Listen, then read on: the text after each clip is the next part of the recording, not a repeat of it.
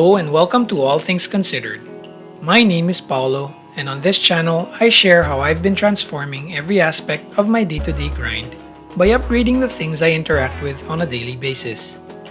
Maybe this is the dreaded midlife crisis kicking in, but at some point I realized there's just too much crap in my life that I don't have time or patience to keep putting up with every day.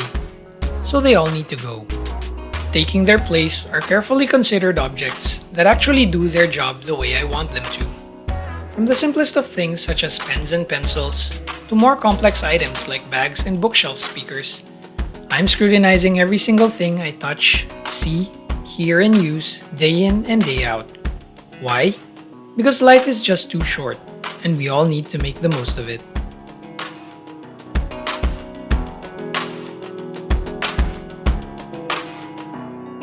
Hey everyone, thanks for dropping by and welcome to the first ever episode on this channel. We are about a year into the pandemic at the time of recording here in the Philippines.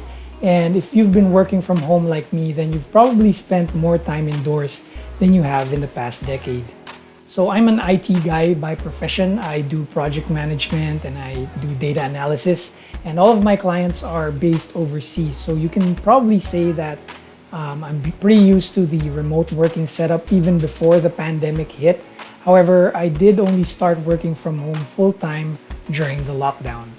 And spending all this time inside this house and inside this room is probably what spurred this sudden awareness of the things around me, the things that I interact with on a daily basis, the things I touch and use and see, all have a much bigger impact on my mood and my motivation.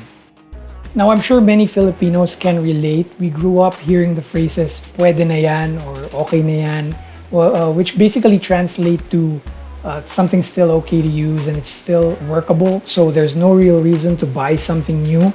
And we got by with using hand-me-down things, and we only really got new things or new stuff whenever it was the holidays.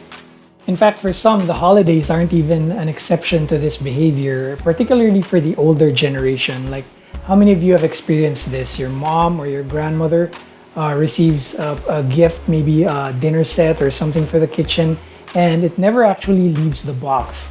Instead of replacing your mismatched set that you've been using for many, many years, this new set ends up being stored away in a kitchen cabinet and only ever comes out when you have special guests coming over for dinner, or maybe somebody's getting married and this dinner set becomes a wedding gift. Now, this Filipino concept of frugality is ingrained into us from a very young age, and we tend to carry it over until adulthood, at least until we start making our own money. And for some of us, we might have felt so deprived when we were young that when we actually do start earning our own money, we have no idea of how to spend it wisely. I struggled with this myself when I got my first job, and I just blew paycheck after paycheck on trivial things. And this was back when shopping was done in person, so I can only imagine it's a much bigger problem these days with all the online platforms making it so easy to shop online and overspend.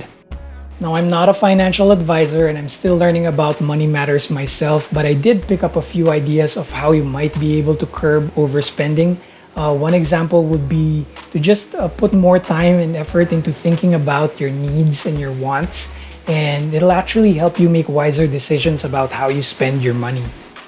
And some time ago, I learned about the concept of minimalism, and it was a real eye-opener for me, but I knew it would be very difficult to apply this to my own lifestyle and to break away from all of these traditions that I grew up with, but I really wanted to implement at least some of the principles.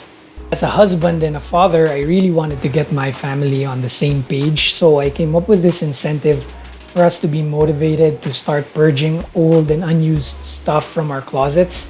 And the way it works is that we would each receive a certain amount of money equivalent to the amount of stuff that we got rid of. The catch would be that we would have to make wiser decisions about the purchases that we made with this money so that we wouldn't end up in the same place that we started. And that's basically how I kickstarted our journey into living a more curated lifestyle where we would be more considerate and intentional with the things that we added to our home. And for myself, the most obvious place to start would be right here in this home office, but we'll get into all of this stuff in another video. For now, I just wanted to give you guys an idea of the type of content that I'll be putting up And if you do enjoy this type of content, do hit that subscribe button and click on the bell icon so you'll be notified every time I put up a new video. Until next time, this is Paolo for All Things Considered. Have a great day.